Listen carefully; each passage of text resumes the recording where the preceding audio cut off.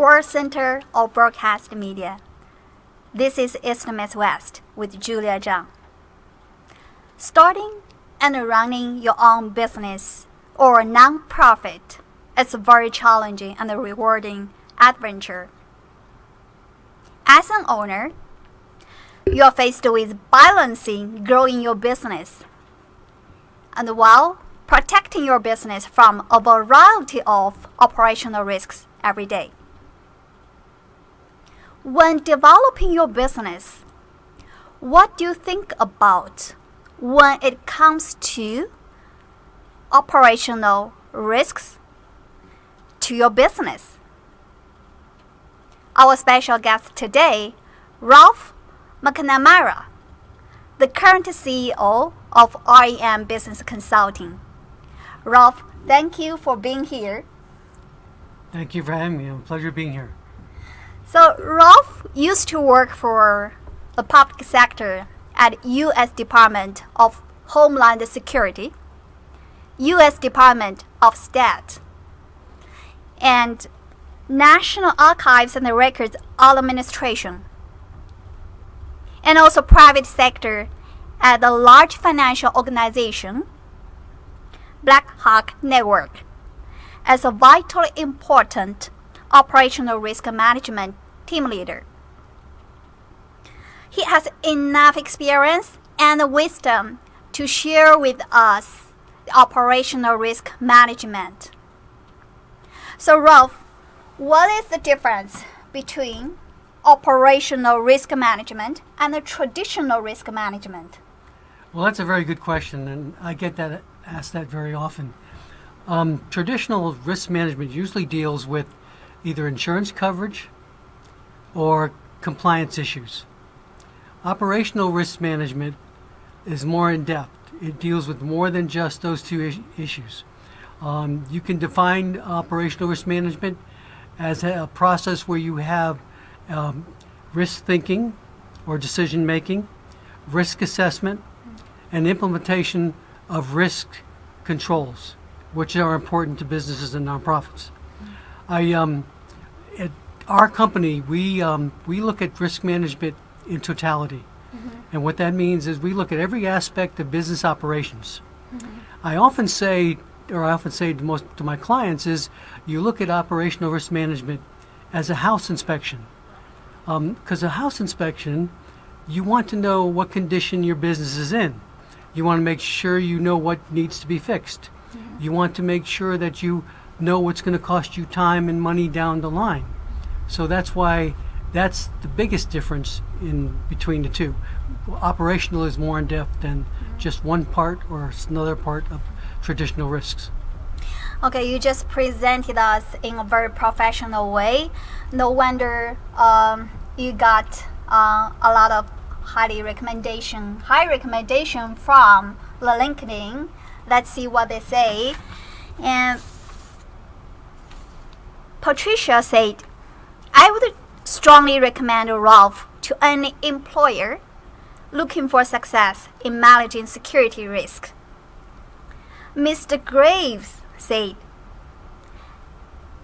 Ralph is the consummate professional. He is an expert in his field. We can see all of those endorsements on the screen. So, Ralph, I'm interested in knowing what are those key areas of operational risk in a business.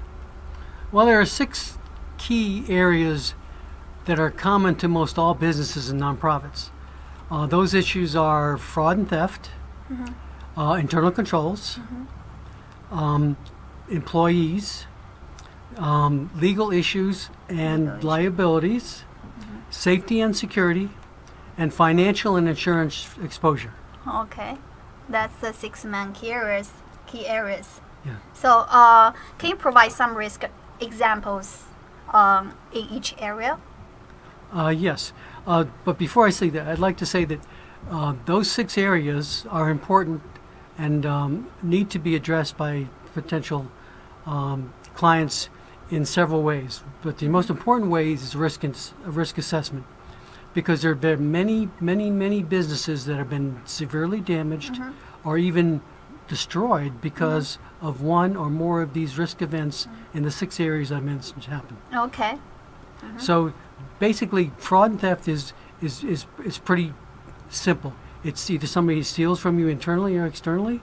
Fraud is somebody defrauding you by either credit card or false statements or false billing. You can get employees. Most trusted employees sometimes will be the ones that hurt you the most or take advantage of you the most. Yeah. Another one would be safety and security. That happens to do whether or not your workplace is OSHA compliant, whether you have any hazards or risks. You have cameras on your register. You have cameras on your doors, on your inventories, and et cetera. And the list goes on and on and on. Okay. So I believe many executive and managers who know about the operational risk management, however, they choose to ignore it or assign it a low priority or just don't realize they need it. Is that right? That's correct, and that's generally most prominent in small businesses or small nonprofits, and it's very easy to understand why they put it at the bottom of the list or they don't want to address it up front. Is because they feel they can't expend the money right now to have a director of security, internal audit, safety officer, and such, because that all costs money. But that's where we come in our business, and we offer an alternative to that. With the risk assessment, with the operational risk management, we provide all those services for small businesses, medium businesses, and like, that gives them the ability to have all these expertise in one particular contractor to be able to address those areas. Yeah, so I think those small and medium business owner, it's better for them to outsource their operational risk management to a professional company or expert. And for those large companies, they usually have their own department. Yes, right? large companies usually have a large risk management department in addition to HR personnel director. They have general counsel. They have a whole bunch of people, and the reason they have that whole bunch of people is because they want to protect their business. They want to make sure they don't suffer losses. But the small businesses, they need that more than the big companies do because they're more vulnerable. Yeah, I believe so. Yeah. I believe so. So then what is the systematic process of running operational risk management? Let's say in a brief way. Okay. Yeah. For our company, what we do is we start with an operational risk management assessment, and we look at everything involved in the business operations of that company. And we do that, and then once we complete the assessment, we take the assessment, we go to the client, and we explain every finding, and we make sure that the client understands what each finding means and the potential risk associated with that finding. And then also we help them build what we call an operational risk management plan, and what that does, it includes risk management thinking and decision making.